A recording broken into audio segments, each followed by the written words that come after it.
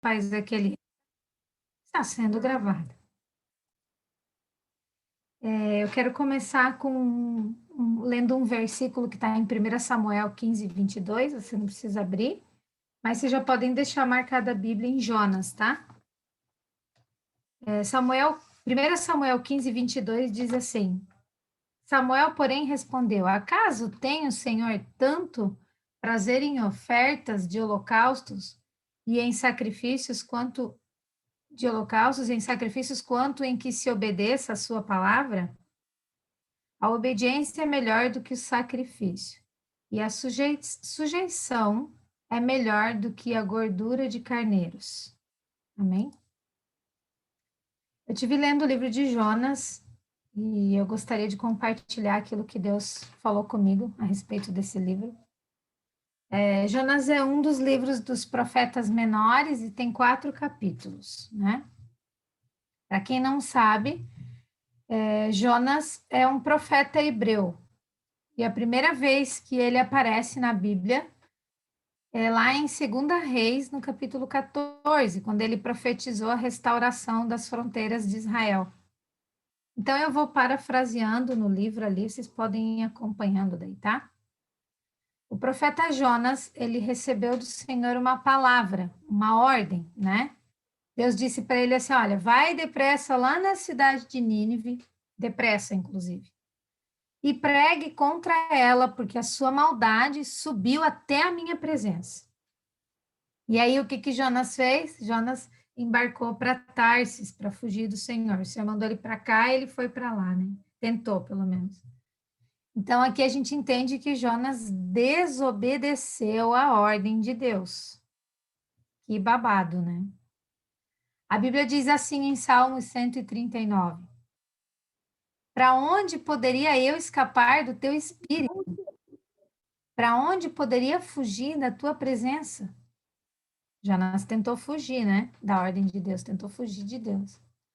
A primeira coisa que eu quero lembrar é que Jonas já era profeta. Ele já tinha um relacionamento com Deus, né? Ele já havia obedecido ao Senhor outras vezes. Tanto que durante o texto ele fala: Eu sou hebreu, adorador do Senhor, o Deus dos céus que fez o mar e a terra. Mas essa situação aqui específica deu uma gelada na espinha do Jonas. Porque Deus mandou ele sair da zona de conforto e confiar, né? E por que eu digo que sair da zona de conforto? Porque até onde se sabe, ele só tinha profetizado no meio de crente, né? Desviados, mas crente.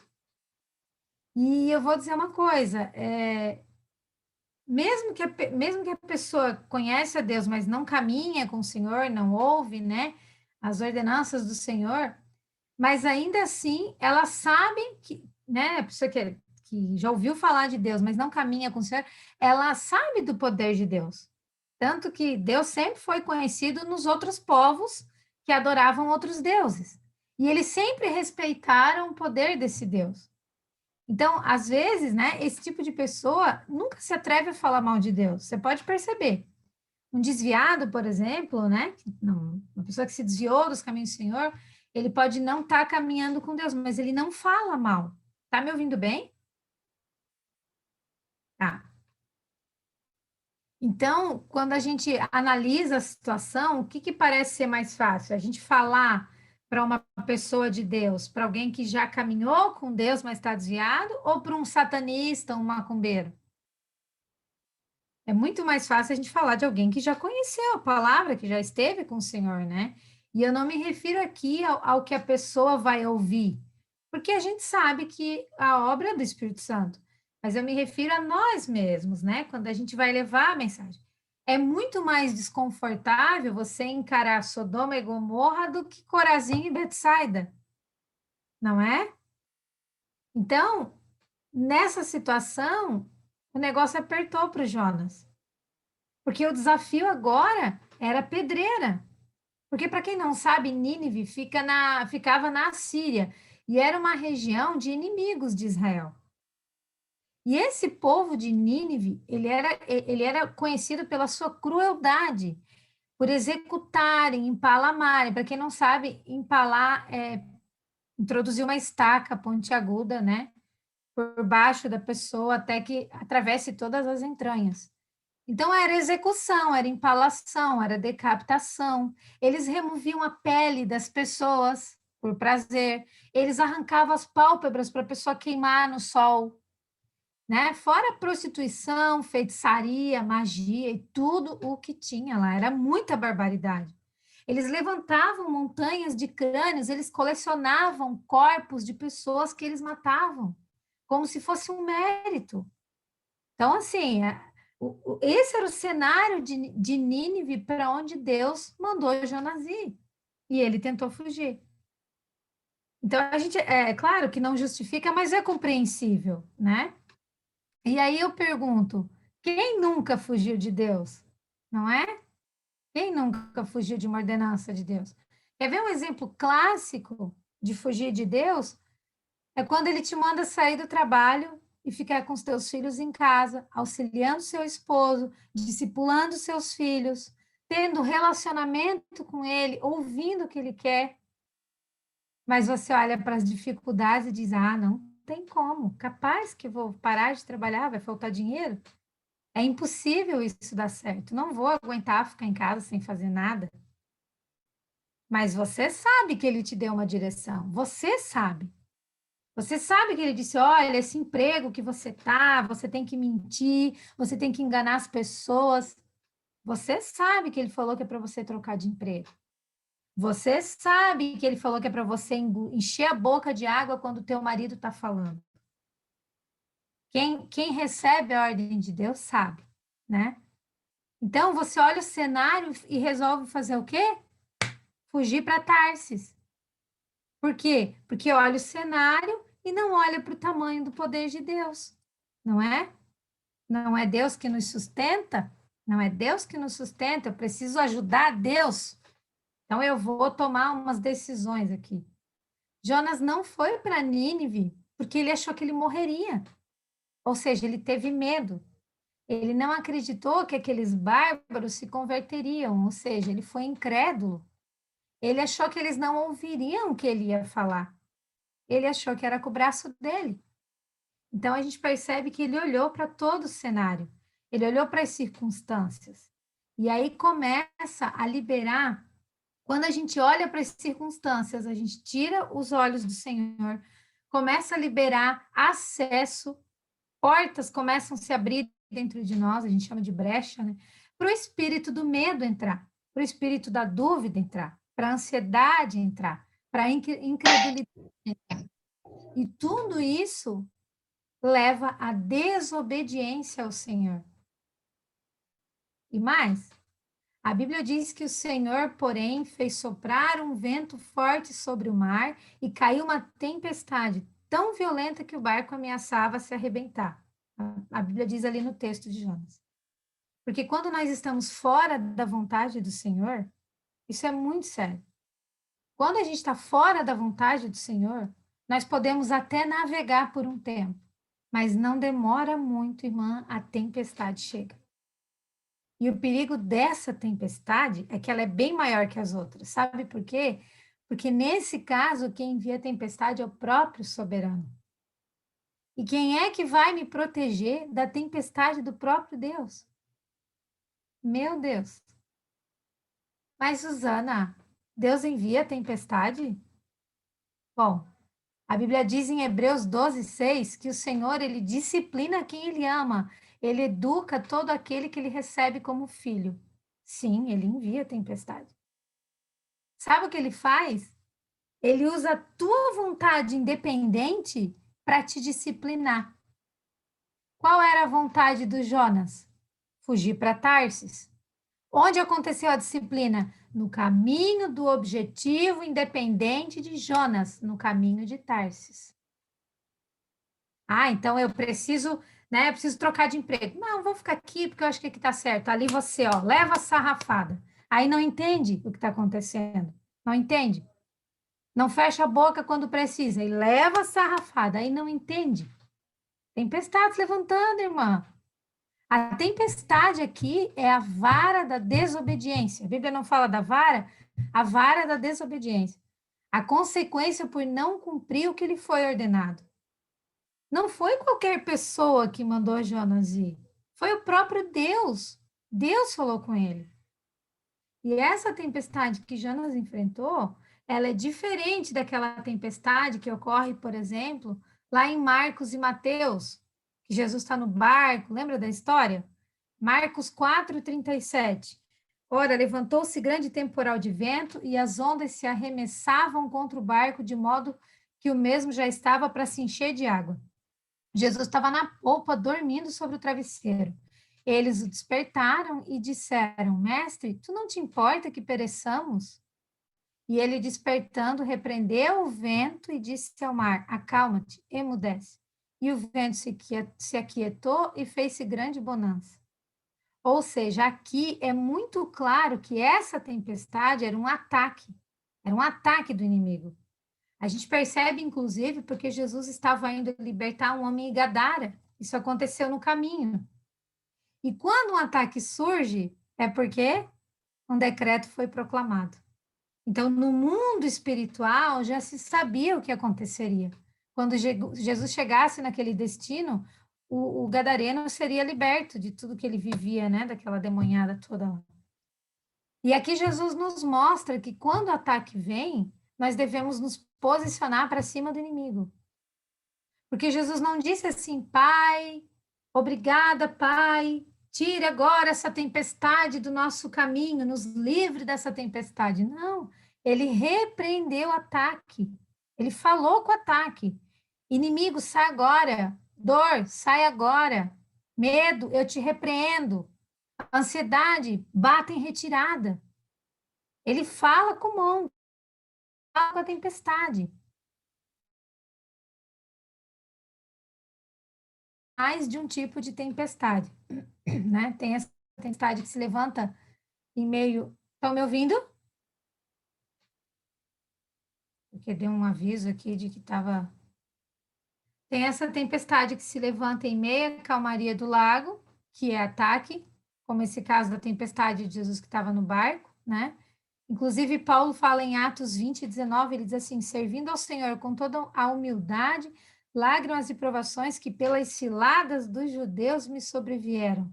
Ou seja, quando você está no caminho, se você está no caminho de uma missão, entendendo que é a vontade do Pai, a tempestade pode vir como um ataque, né? Tentando impedir você de realizar a missão.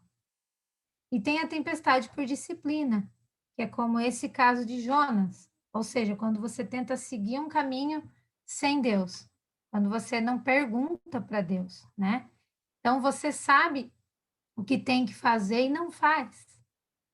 Sabe onde tem que ir e não vai. Muda a rota. Não adianta.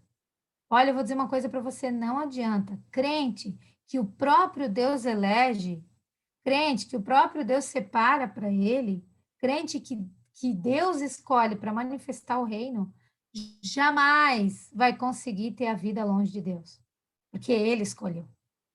Ele traz de volta, irmã. E nem que seja na vara, mas ele traz. Tem gente que gosta de levar varada, né? E tem a tempestade que Deus envia como provações. Salmos 11 diz que é o Senhor que prova o justo. Tem o clássico Jó, né? Que a gente sabe que ele foi provado.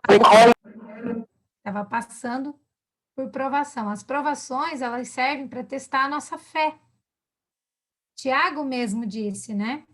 No primeiro capítulo, meus irmãos, tende por motivo toda alegria quando passarem por provações, sabendo que a provação da vossa fé, uma vez confirmada, ela produz perseverança. Então, a perseverança deve ter ação completa para que sejais perfeito, íntegros e nada deficientes.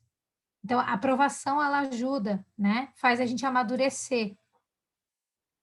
E essa tempestade que surgiu contra o barco de Jonas, a Bíblia diz que foi o Senhor que enviou. Todos os marinheiros ficaram com medo e cada um clamava o seu próprio Deus. Eles atiraram as cargas no mar para deixar o navio mais leve. Sabe o que que é? A desobediência, ela gera escassez financeira, ela gera prejuízos. Sabe aquele dinheiro que entra e some, você não consegue entender que não para dinheiro? De repente você está no barco errado. Aumenta o salário, mas parece que sempre tem uma coisa para gastar. De repente você tomou o rumo contrário daquilo que Deus quer. Essa tempestade do Senhor em nossas vidas, elas comunicam que nós não estamos ouvindo a Deus. E quando você está fora da vontade de Deus, quando você não cumpre aquilo que Deus te fala para fazer, começa a gerar uma consequência pela desobediência. E começa a se espalhar por todos que estão ao seu redor, pelas conexões, pelas parentelas.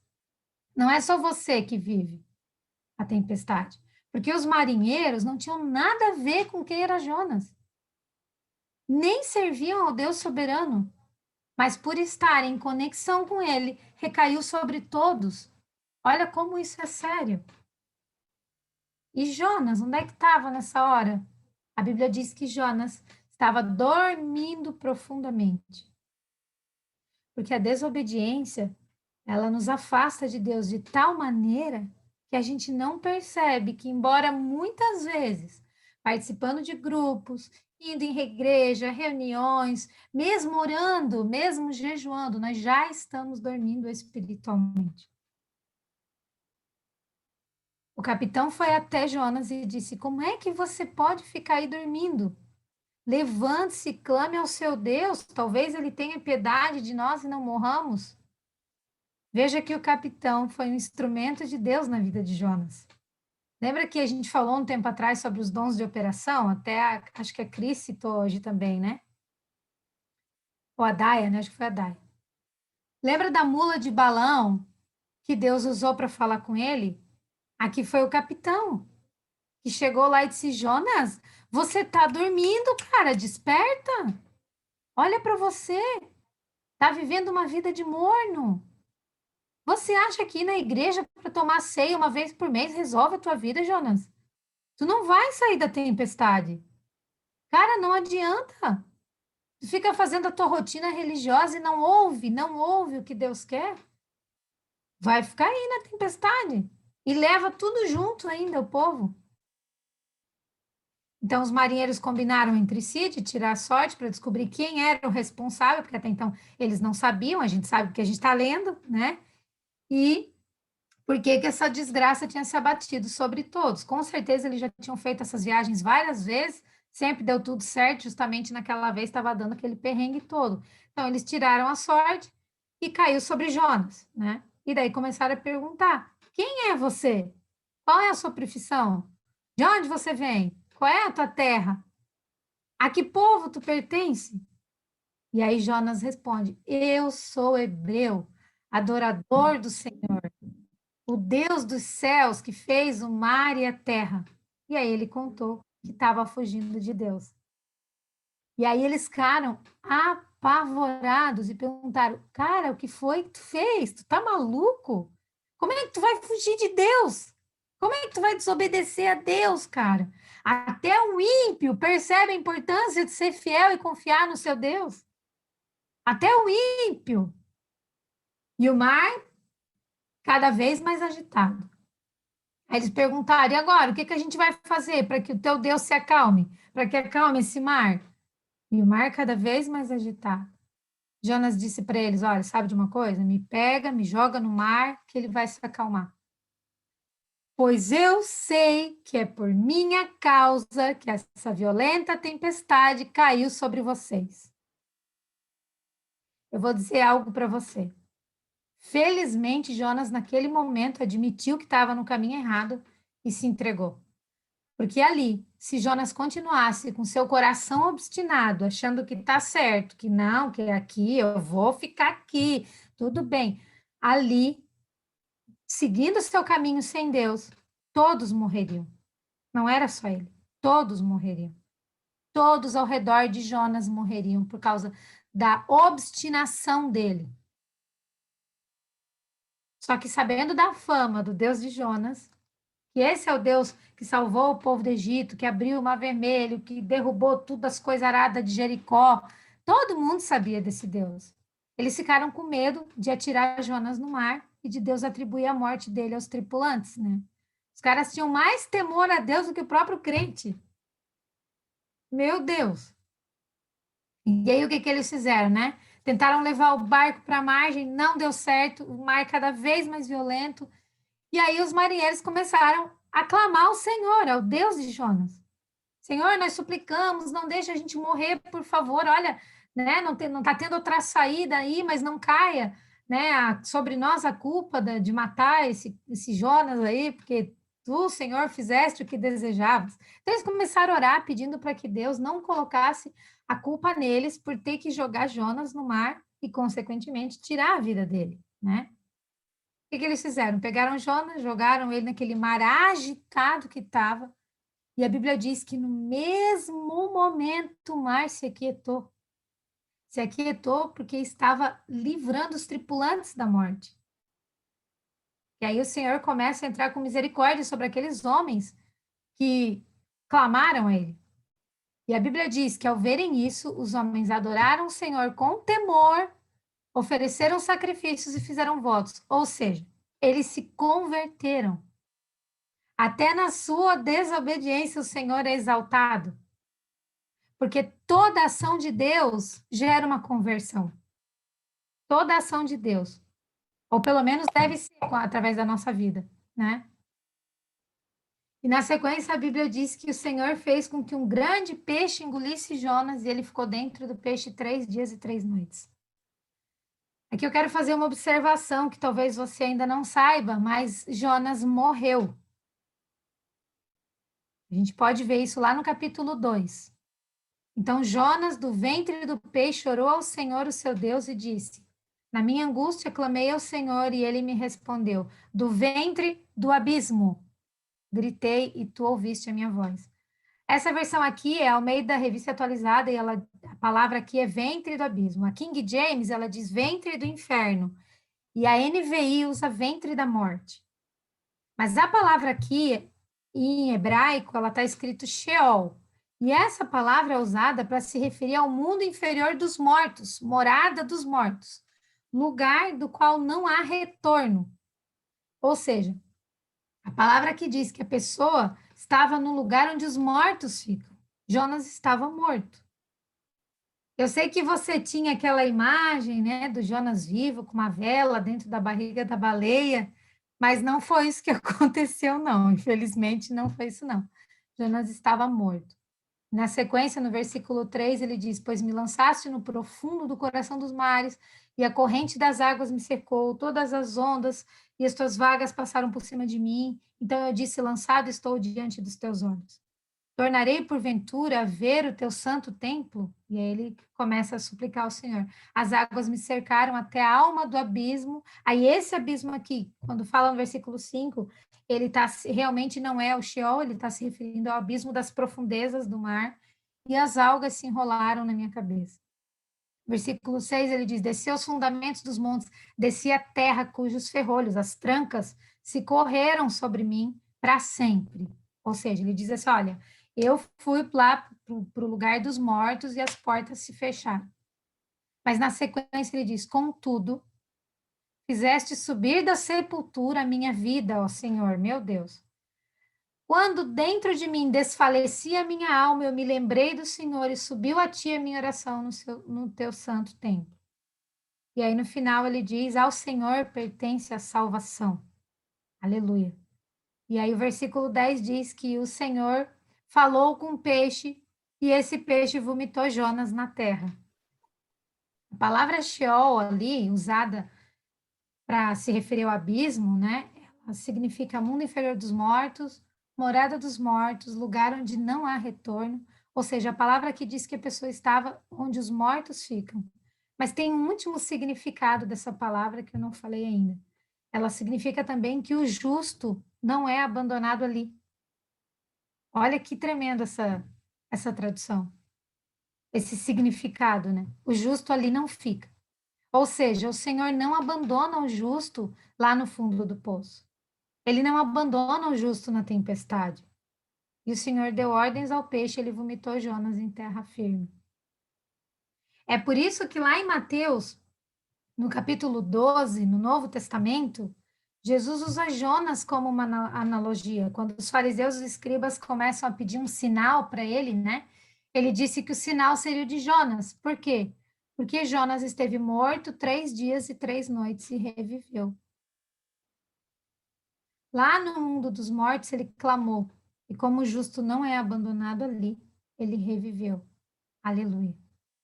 Nunca pense que a sua história acabou ali, que é o seu fim. Nunca pense que não haverá saída. Deus nunca abandona um justo. Ele não abandona um justo. E a palavra do Senhor veio a Jonas pela segunda vez com a ordem: vá à grande cidade de Nínive, pregue contra ela a mensagem que eu vou dar a você. E Jonas obedeceu ao Senhor e foi para Nínive. E aí ele proclamou a mensagem aos ninivitas e eles creram em Deus. Louvado e exaltado seja o Senhor através do seu povo obediente. Glória a Deus. É tempo da gente parar com a agitação, sabe? É tempo da gente ouvir a palavra do Senhor, as ordenanças para as nossas vidas. Está escrito. Não, a gente não tem mais tempo para perder, né? Chega de buscar a Deus para benefício. Chega de ficar desse lelelé de abençoar, de abençoar. Não foi para isso que ele te escolheu.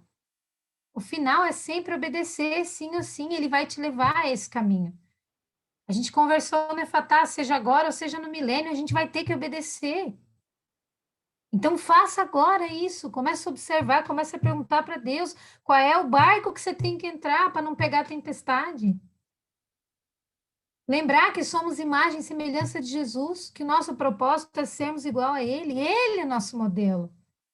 A Bíblia diz em Hebreus 5, no 8 e 9, que embora sendo filho, ele aprendeu a obediência pelas coisas que sofreu. Mas crente não quer sofrer nada. Crente acha que tem que ficar pisando em algodão e, tendo sido aperfeiçoado, tornou-se o autor da salvação eterna para todos os que lhe obedecem. Virou modelo. É o nosso modelo. E eu posso dizer para vocês que eu passei por um período de disciplina com Deus. Não é nada fácil. Veio sobre mim, veio sobre a minha vida uma tempestade terrível. Eu não queria admitir. Porque eu orava, eu lia a Bíblia, eu ministrava a palavra, eu ia à igreja, fazia. Mas graças ao grande amor de Deus pela minha vida, um belo dia, um capitão me chacoalhou e disse: Ei, acorda, você está quase indo para a boca do peixe. Vem para o tropa, vem para o tropa, senão você vai morrer. Não queira, irmã, continuar na disciplina de Deus. Não queira ficar nessa vida morna. Não permita que ao redor tudo sofra pela sua desobediência. Cumpra o seu chamado. Voe. Saia das trincheiras. Vem pro tropa. Amém? Glória a Deus. Uau! Só um pouquinho, vou parar de gravar.